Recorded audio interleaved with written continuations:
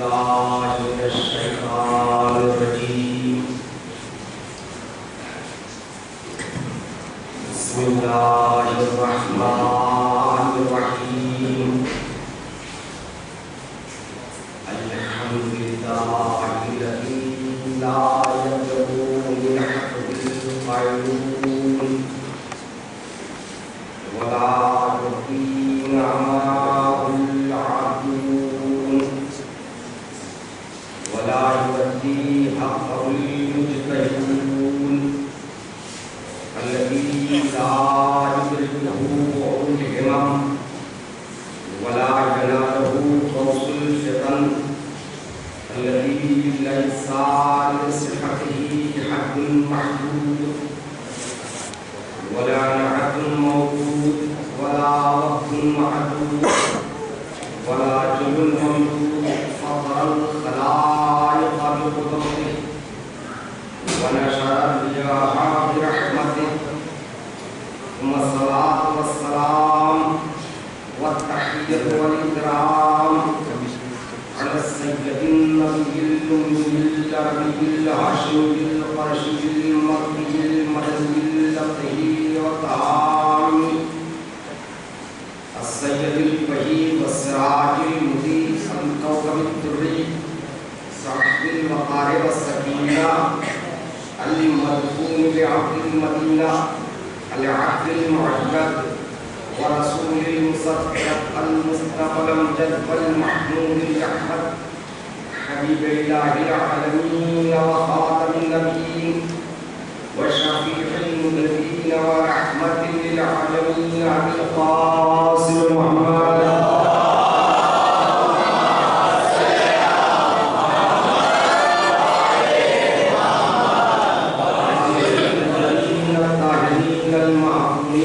المظلومين المنتخبين الصادقين الشاهدين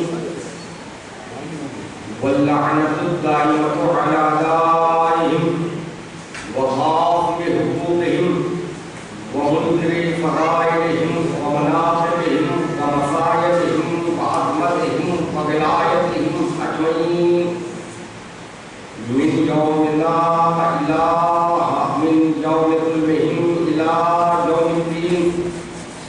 أما بعد فقد قال الله تعالى تبارك في كتابه الكريم وهو أصدق القائلين قوله الحق. بسم الله الرحمن الرحيم. وما خلقت الجن والإنس إلا ليعبدون. صدق الله.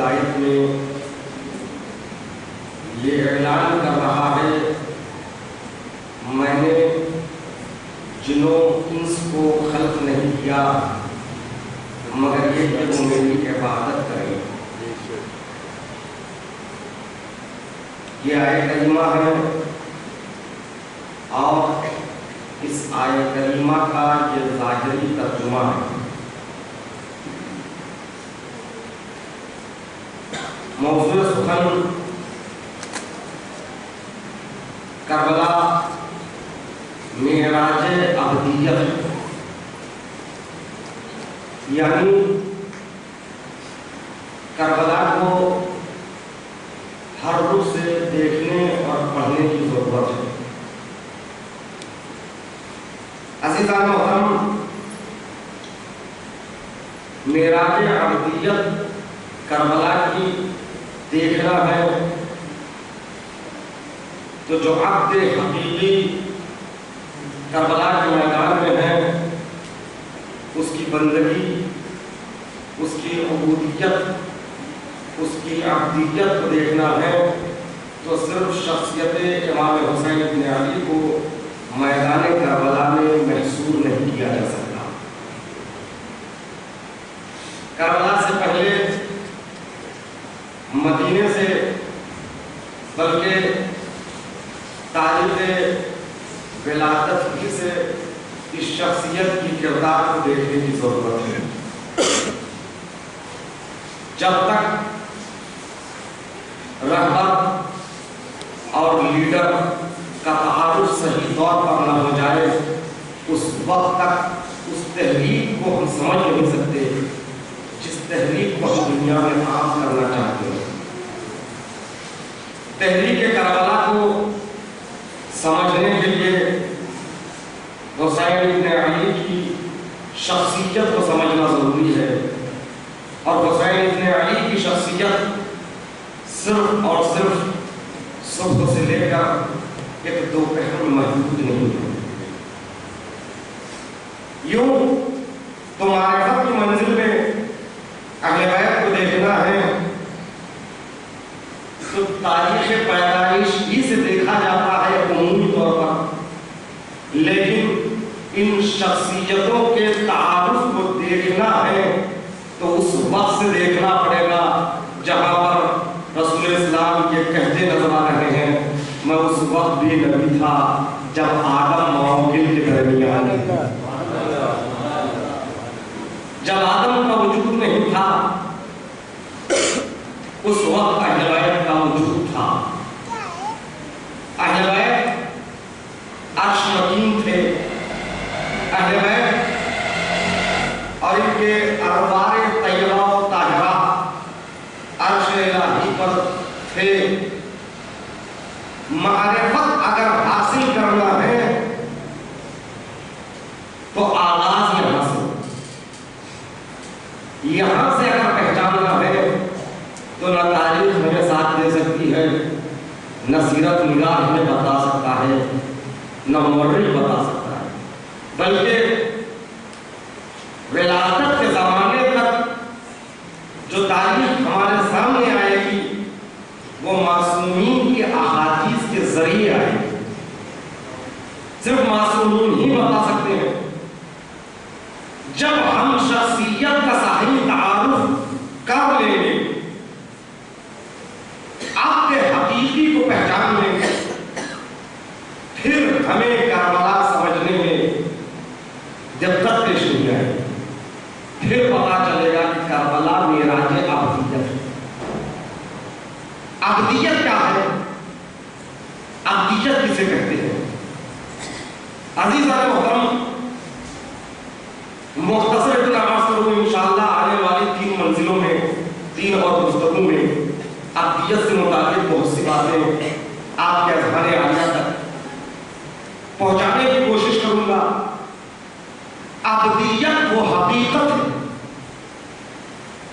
پروردگار عالم نے اگر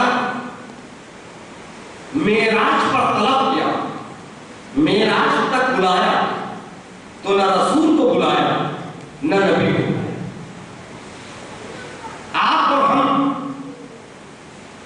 جشن معراج النبی لکھتے ہیں، جشن معراج الرسول لکھتے ہیں، نئے رسالت کی معراج ہے، نئے نبوت کی معراج ہے۔ پھر معراج کس کی ہے؟ قرآن سے پوچھو، جو معراج کو بلا رہا ہے وہ کسے معراج کو بلا رہا ہے اور کسے دعوت دے رہا ہے؟ نہ نبی کو بے حیثیت نبی بلا رہا ہے، نہ رسول کو بے حیثیت رسول بلا رہا ہے۔ کسے بلا رہا ہے؟ سبحان الذی اسریٰ بعبدہ۔ معراج نہ نبی کی بے حیثیت نبی ہو رہی ہے، معراج نہ رسول کی بے حیثیت رسول ہو رہی ہے، بلکہ پروردگار عالم اعلان کر رہا ہے میں عبد کو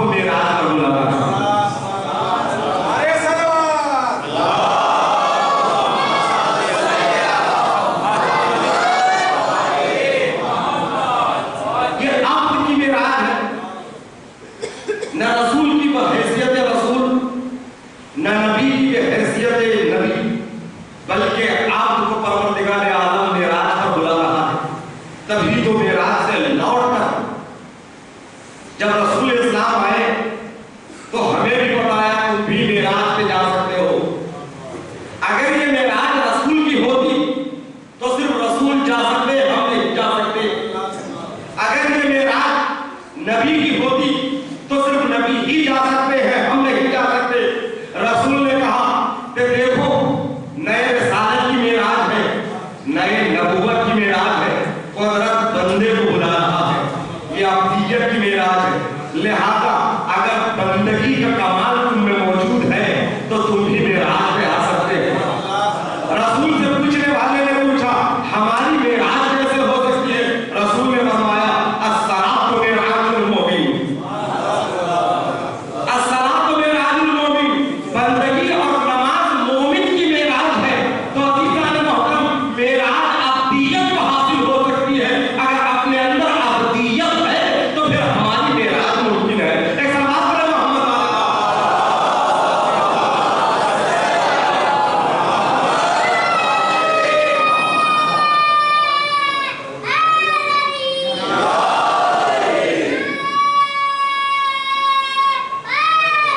یا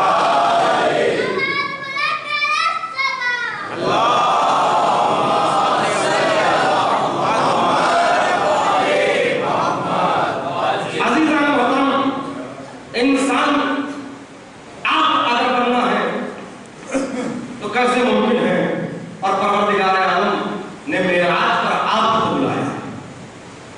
آپ نہ صرف روح کو کہتے ہیں, نہ صرف مردہ جسم کو کہتے ہیں. آپ میں دونوں چیزیں ہیں, روح بھی ہے جسم بھی ہے. جسم اور روح کے مجموعے کو آپ کہتے ہیں. اب یہ جھگڑا ہی ختم کہ رسول کی روح گئی کہ رسول کا جسم گیا. پروردگار عالم قرآن میں آپ کو بلا رہا ہے تو تنہا روح نہیں گئی, جسم کے ساتھ روح گئی.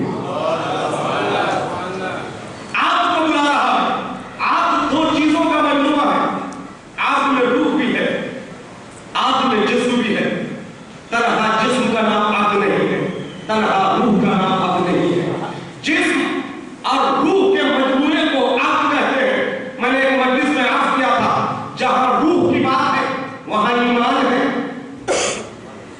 جہاں روح کی بات آئی وہاں ایمان ہے, جہاں جسم کی بات آئی وہاں عمل ہے. جس طرح روح اور جسم دونوں ساتھ ہیں اسی طرح ایمان اور عمل دونوں ساتھ ہیں. جہاں یہ دونوں ہیں تو وہاں معراج تک انسان پہنچ سکتا ہے. عزیزان محترم, انسان کے پاس جسم ہے تو جانور کے پاس بھی جسم ہے. روح سے مراد جو انسان کے پاس روح ہے وہ حیوانی روح نہیں, حیوانی روح نہیں. اس لیے کہ روح سے مراد روایتوں میں امر رب روح کہا گیا. تو روح, عقل, قلب, یہ تمام چیزیں ایک ہی. کہیں پر روایتوں میں قلب کا لفظ استعمال ہوا, کہیں پر روح کا لفظ استعمال ہوا, کہیں پر عقل کا لفظ استعمال ہوا. دو چیزیں ہیں, عقل کا تعلق ملکوت سے ہے, روح کا تعلق ملکوت سے ہے. جسم کا تعلق زمین سے ہے, حیوانیت سے. انسانوں کے پاس دو چیزوں کا مجموعہ ہے, حیوانیت بھی ہے, ملکوتیت بھی ہے. جانوروں کے پاس ملکوتیت نہیں ہے, حیوانیت ہے. جتنے چرند ہیں, جتنے پرند ہیں, جتنے جانور ہیں, ان کے پاس حیوانیت موجود ہے. کل کی گفتگو اگر آپ کے ذہنوں میں ہے تو وہیں سے ان کی گفتگو کا آغاز کر رہا ہوں. حیوانیت کے پاس جسم ہے, جو جسم ہے تو جسم کے تقاضے ہیں. جسم کا تقاضا کیا ہے؟ جسم کو حفاظت کی ضرورت ہے. حیوان بھی اپنے جسم کی حفاظت کرتے ہیں, ہم بھی اپنے جسم کی حفاظت کرتے ہیں. حیوان دشمن سے اپنے آپ کو محفوظ رکھتا ہے, ہم بھی اپنے جسموں کو دشمنوں سے محفوظ رکھتے ہیں. حیوان غذا کی تلاش میں نکلتا ہے, ہم بھی جسم ہے تو غذا کی تلاش میں نکلتے ہیں. حیوان اپنی جگہ کو صاف کر کے بیٹھ جاتا ہے, ہم بھی اپنی جگہ کو صاف کر کے بیٹھتے ہیں. حیوان اپنی اولاد کے لیے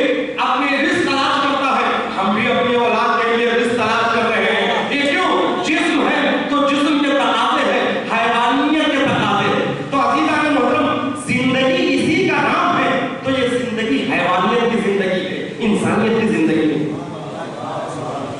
ये जिंदगी हैवानियत की जिंदगी है, इंसानियत की जिंदगी नहीं। इसलिए कि इंसान के पास हैवानियत के साथ मजबूतियत वो है जो इंसान को ऊपर की तरफ उठाता है। देखिए मलाइका के पास मजबूतियत है, जिस्मानियत नहीं। हैवानों के पास हैवानियत, मजबूतियत नहीं है। मलक नीचे नहीं आ सकता, यानी मतलब ये कि नीचे नहीं आ सकता, यानी अपनी मंजिल पर, अपने मर्तबे पर जहां है वहां से नीचे नहीं आ सकता। हैवान जो तनस्सुल का शिकार है वो ऊपर नहीं जा सकता। तवज्जो चाहता हूं मेरे अजीजों, नतीजा दे रहा हूं। हैवान ऊपर नहीं आ सकता, मलक नीचे नहीं आ सकता, तो ना हैवान हमारा रहनुमा बन सकता, ना मलक हमारा रहनुमा बन सकता।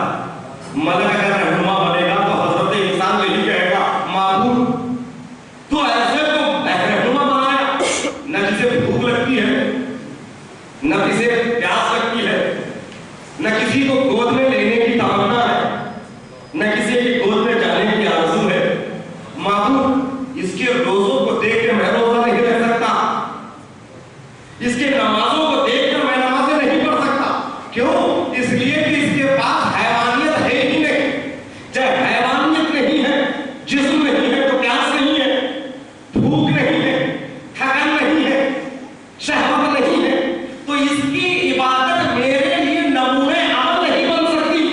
तो मामूल एक ऐसी मखलूक को खल्क कर जो मेरे लिए नमूने अमल हो, जिसमें हैवानियत भी हो, यानी जिस्म भी हो और मलकूतियत भी हो, फिर कमाल की मंजिल पर एक चले, तो जिसे देखकर, जिसकी राह को देखकर मैं अपना रास्ता अपनाऊं, जिसके नकूश इस्मत को देखकर मैं मिसाल जिंदगी बना लूं, तो परवरदिगार आलम ने कहा तेरी फितरत का तकाज़ा है, तेरा सवाल फितरत के मुताबिक है। इसलिए परवरदिगार आलम ने फितरत इंसानी के सवाल को सूरे हम का हिस्सा बना दिया। इहदिना सिरातल मुस्तकीम, ये इहदिना अहले इल्म तशरीफ फरमा है। नून अलिफ ये मुतकल्लिम माज़हर है, जमा के लिए। अगर तरह एक बशर की तमन्ना होती तो इहदिना नहीं होता, मेरी हिदायत कर। लेकिन सूरे हम में परवरदिगार आलम ने इहदिना कह के बता दिया, एक बशर की तमन्ना नहीं बल्कि ये बशरियत की तमन्ना है, ये बशरियत की फितरी तलब है। क्या फितरी तलब है? इहदिना सिरातल मुस्तकीम, यानी बशरियत कहती है कि मुझे सिरात मुस्तकीम की हिदायत करना। तो अहले बैत ने कहा तुमको जैसे रहनुमा कह ले, वो नहनु सिरातुल मुस्तकीम, हम सिरात मुस्तकीम है, हम ही वो है जो तुम्हारे रहनुमा बन सकते हैं। ऐसा बात बोलो ना।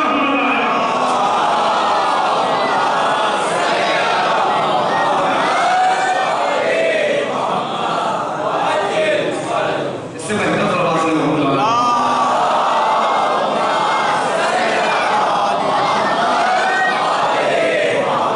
अज़ीज़ान मोहतरम, अब्दियत की बात चल रही है ना। अगर बंदे के पास दोनों चीजें हैं, अब ये दोनों चीजों को लेकर जहां रूह भी है, अक्ल है, क़ल्ब है, ये भी है, जिस्मानियत भी है। अगर इंसान जानवरों जैसा हो गया, तवज्जो चाहता हूं, जो सिफतें जानवर में है, बस वो उठा,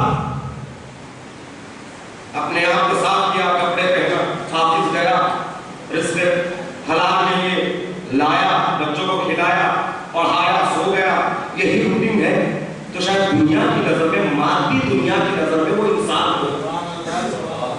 लेकिन ये हैवानी जिंदगी गुजार रहा है, तो ऐसी जिंदगी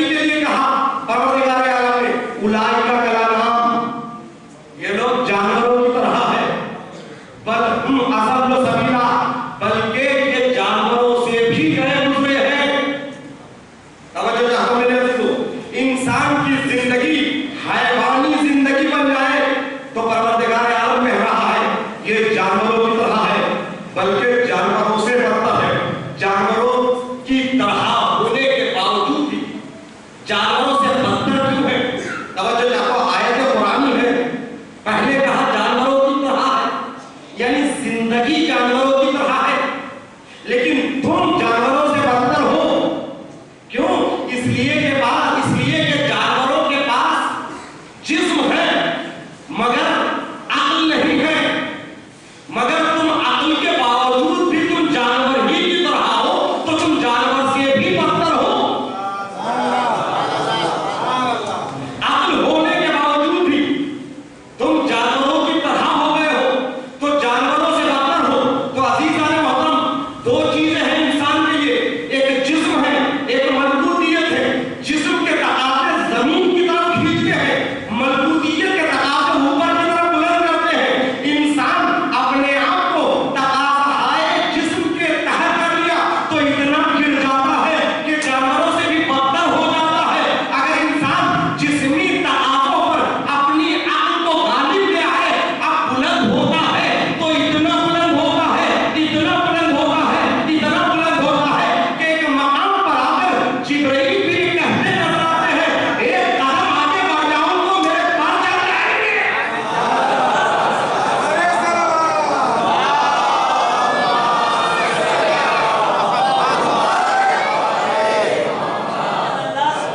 सलात करें मोहम्मद वाले मोहम्मद की जय।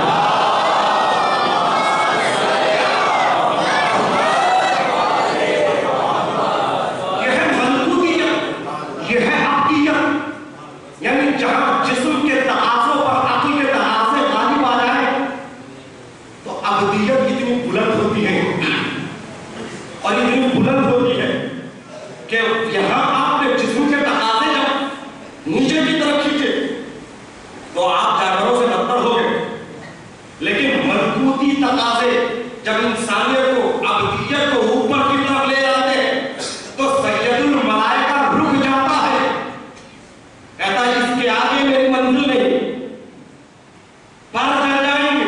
तवज्जो चाहता हूं मेरे अजीजों, फिर गुफ्तगू वही है कि पर ढेर मारता नहीं, न जल सकते हैं, लेकिन ये इरफानी जुमले हैं, इसकी तशरीह की जरूरत है। इस वक्त मौका नहीं है, किसी और मौके पर।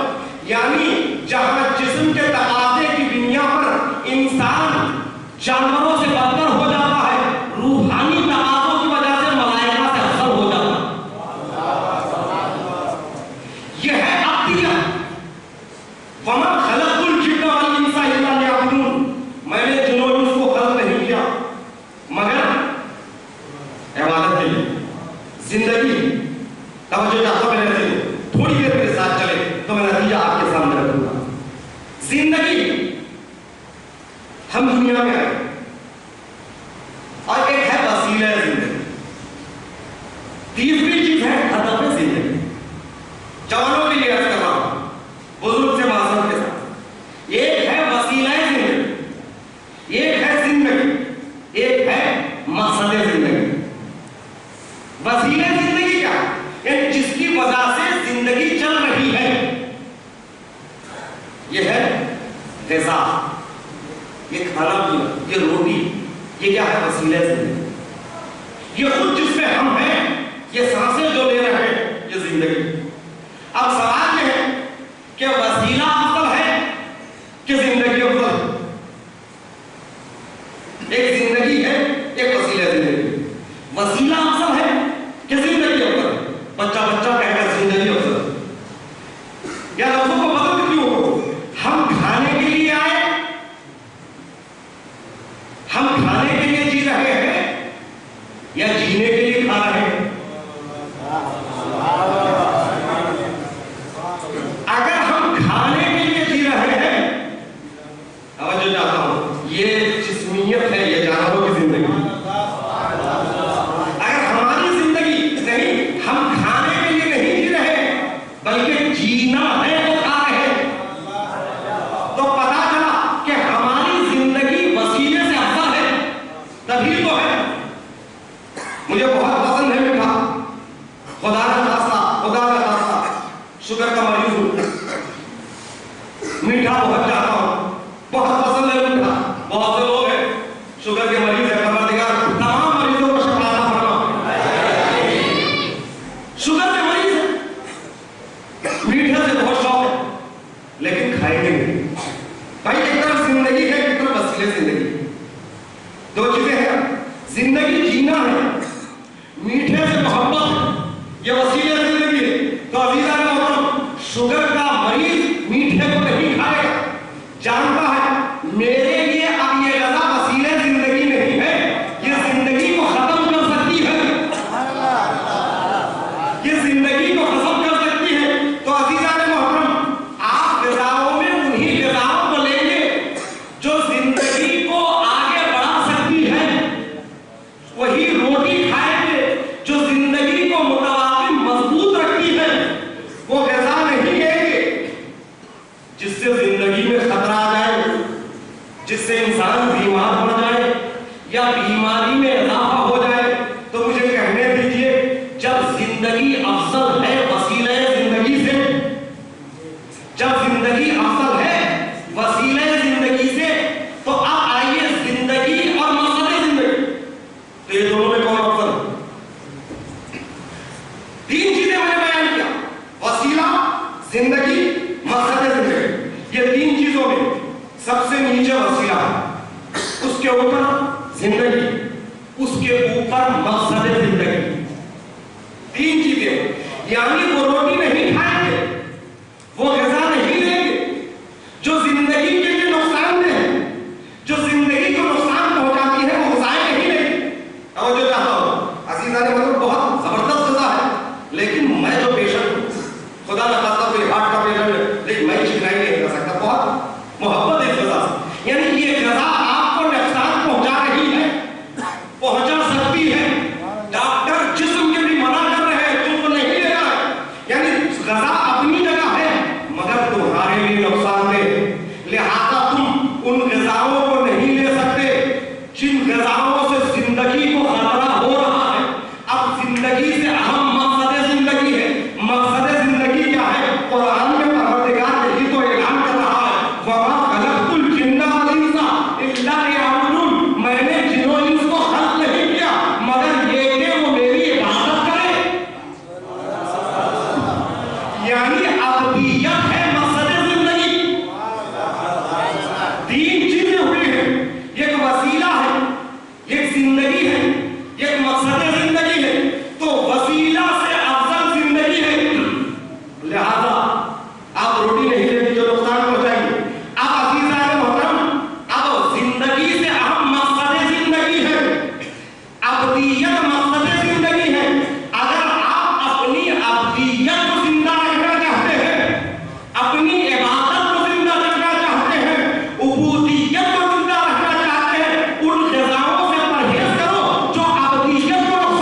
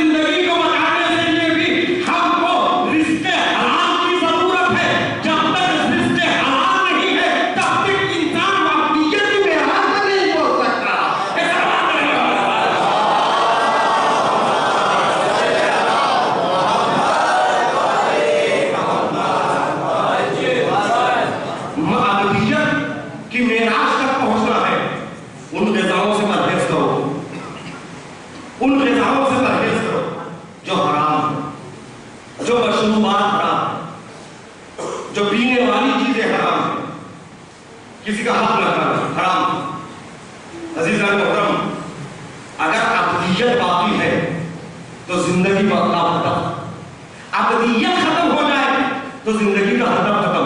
फिर तो परवरदिगार आलम ने भी कहा ये चलती फिरती लाशें, ये चलती फिरती लाशें हैं। क्यों चलती फिरती लाशें का? हदफ नहीं है जिंदगी में, मकसद नहीं, अबदियत नहीं है जिंदगी में। जहां अबदियत खत्म हो जाए वो इंसान चलती फिरती लाश है, क्योंकि इंसानियत खत्म है, अब जानवर है, अब सिर्फ वो जानवर है। तो लिहाजा उन फिजाओं से परहेज करें। लोग सिर्फ ये देखते हैं हमें जिंदगी गुजारना है, हम ये काम कर लेंगे वो काम कर लेंगे, भाई इससे इसमें ज्यादा फायदा है, उसमें ज्यादा फायदा है। अजीजान मोहतरम, शुगल के इंतखाब में एहतियात करना जरूरी। आप कौन सा काम कर रहे हैं? इसलिए कि इस्लाम दुनिया के लिए भी है, दीन आखिरत के लिए भी। दुनिया के हर मसले के लिए इस्लाम का हुक्म मौजूद। जहां मकसद जिंदगी पर खतरा आ जाए वहीं पर फलसफे हलाल और हराम आ जाए। कौन सा इस तरह? अगर मिसाल के तौर पर किसी इंसान की फोटोस्टाट यानी तस्वीरें खींचने की दुकान है तो इन चीजों का हम लिहाज करें। मालूम है मसाइल, किसकी तस्वीर खींच सकता है, किसकी तस्वीर नहीं खींच सकता।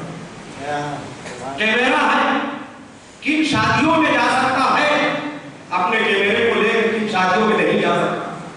जहां औरतें पर रहना है, सब मोमिनात है, क्या वो मैं अपने कैमरे को लेकर ले जा सकता हूं?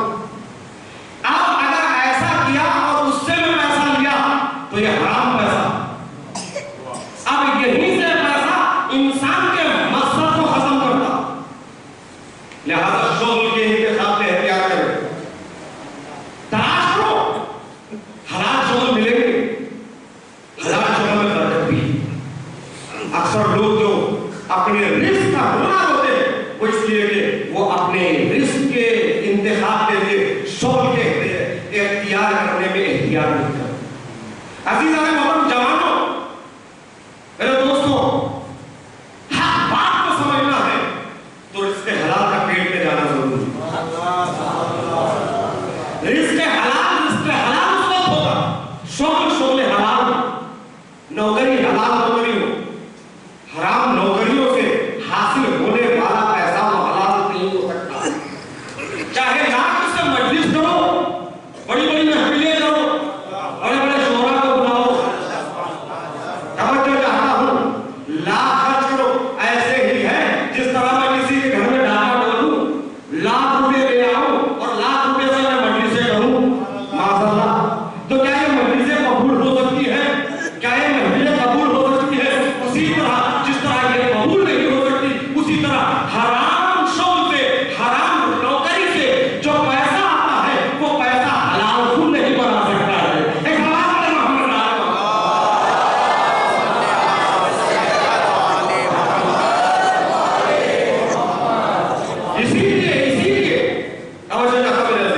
इसीलिए ज़हन में रहे मौजू करबला में राज अफियत। इसीलिए अबदियत को इमाम हुसैन ने करबला के मैदान में ये कह के बता दिया। रोज़े आशूरा इमाम हुसैन ने खुतबा दिया, अपना तारुफ करवाया, मैं कौन, और उन्हें भी बताया देखो अपने इरादे से बात आओ, अगर तुम अपने इरादे से बात आ जाओगे मैं तुम्हारे लिए दुआ करूंगा। ये खुतबा है मौला इमाम हुसैन अलैहिस्सलाम को सुन लिया, अपने इरादे से बात आओ। अजीज़ान मोहतरम, वाज़ो नसीहत के असर करने के लिए तीन चीजें बड़ी गौर से सुनिए। कभी कभी वाज़ो नसीहत लोगों पर इसलिए असर नहीं करते हैं कि कहने वाला खुद आलिम बाअमल नहीं हो। जब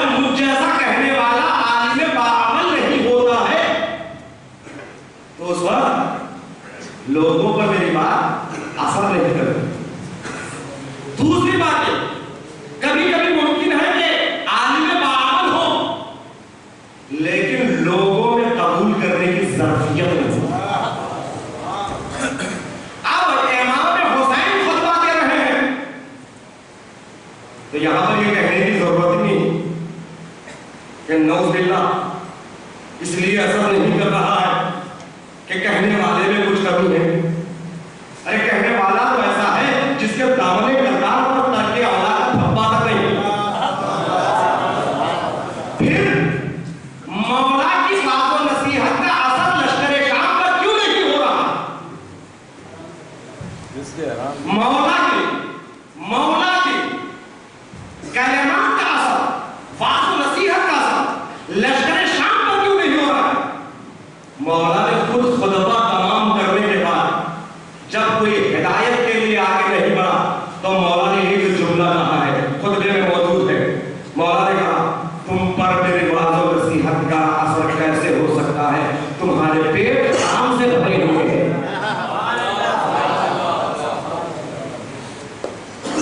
تمہارے پیٹ حرام سے بھرے ہوئے ہیں. یعنی پتا چلا جس کی پیٹ حرام سے بھرے ہو وہاں ابدیت ختم ہو جاتی ہے. جہاں ابدیت ختم ہوتی ہے وہاں پر ہدایت کی مانگ.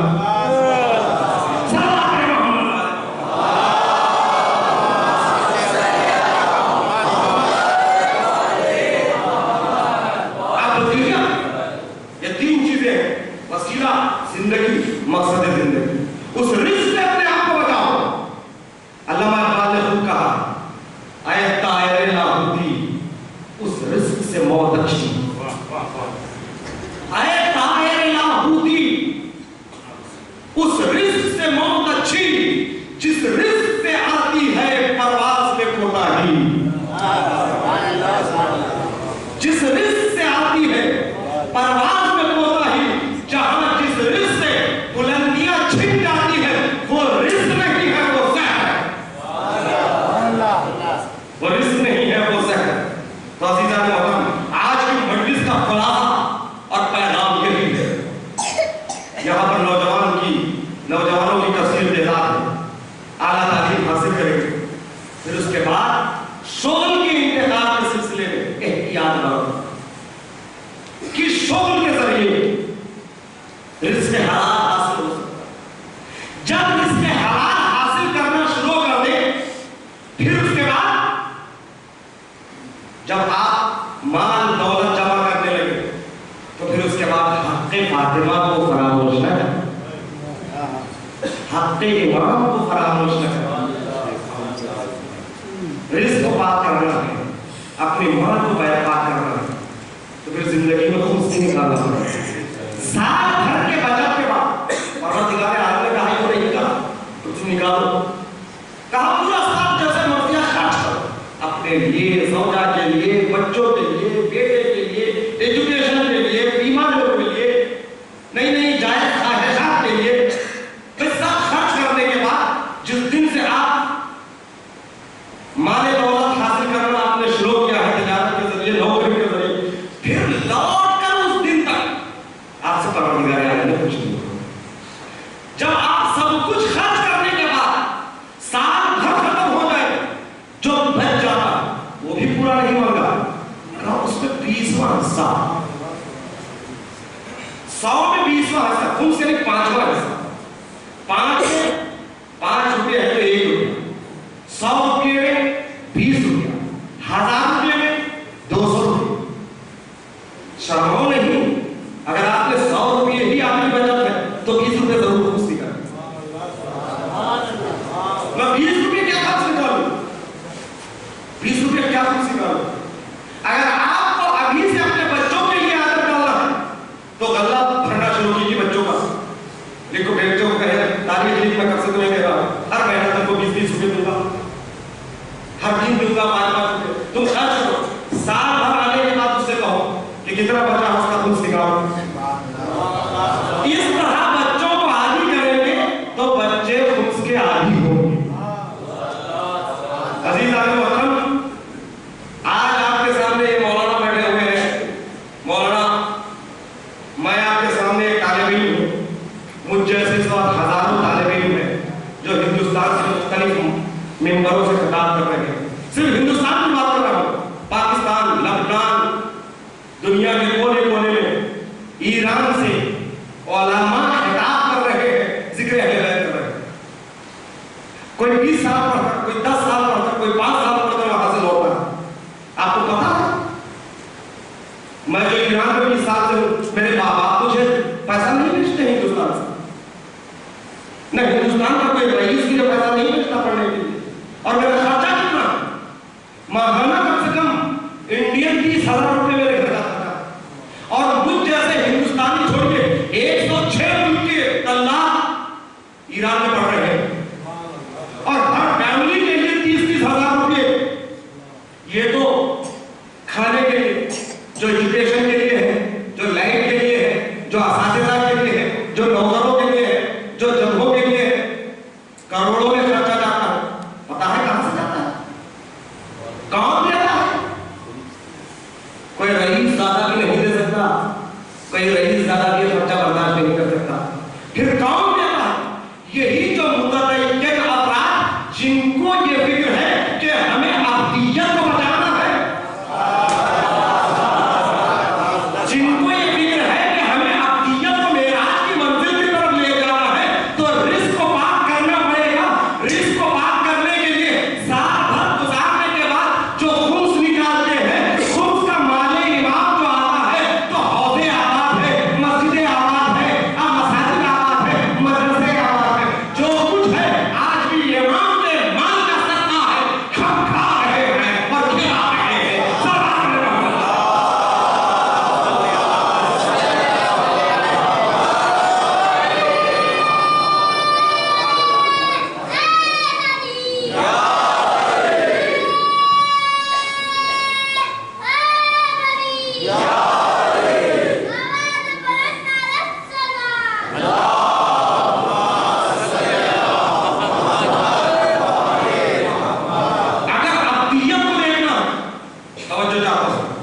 अब्दियत को देखना है, अब्दियत को महफूज करना है, तो पहले रिस्क को मार।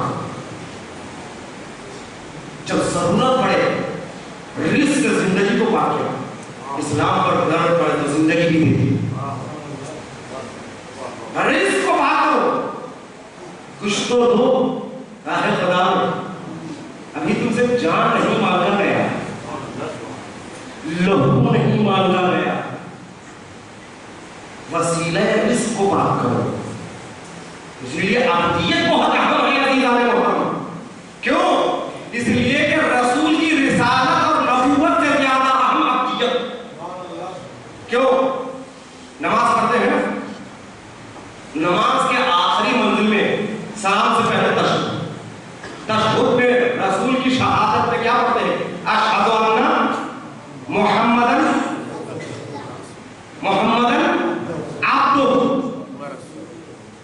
तो पहले इकरार अब्दियत, पहले रसूल यानी मोहम्मद सल्लल्लाहु अलैहि वसल्लम के अब्दियत का इकरार पहले, नबूवत का इकरार बाद में। यानी अब्दियत वो चीज है जो रिसालत से भी पहले है। ऐसा बात है मोहम्मद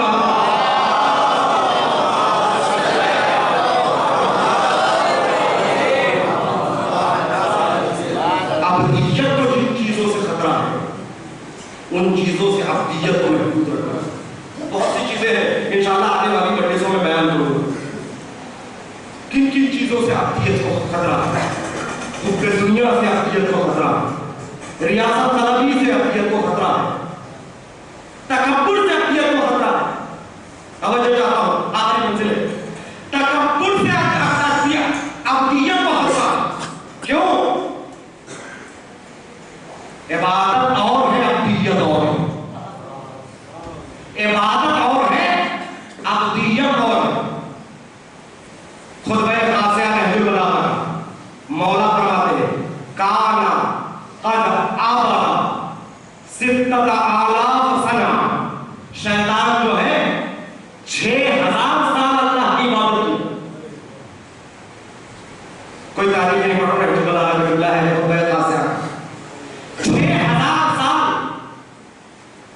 आपकी और हमारी बंदगी कोई बंदगी है, हमारी इबादत कोई इबादत है।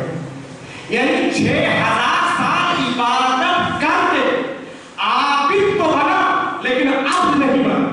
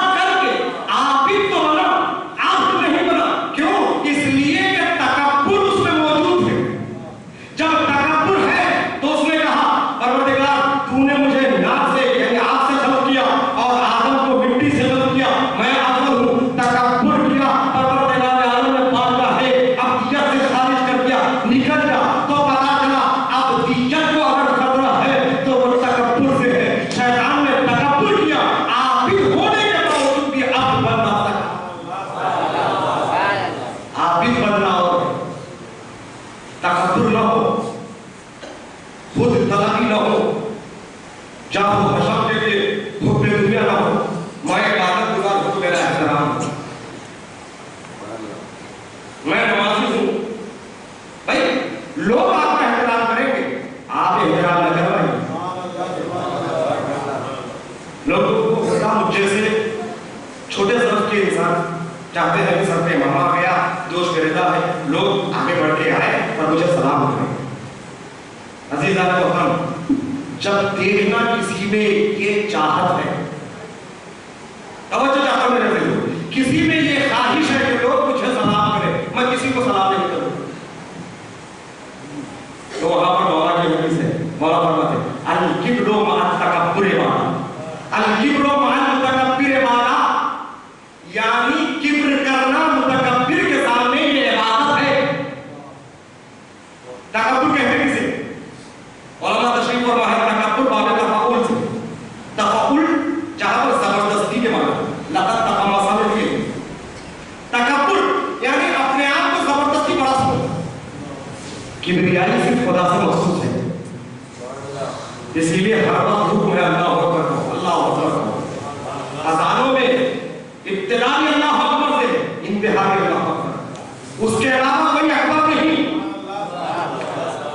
اگر کوئی اپنے آپ کو بلند سمجھتا ہے، کبریائی یعنی تکبر ہے، تو اگر آپ اس کے سامنے تکبر کے مقابلے میں کیا ہے انکساری؟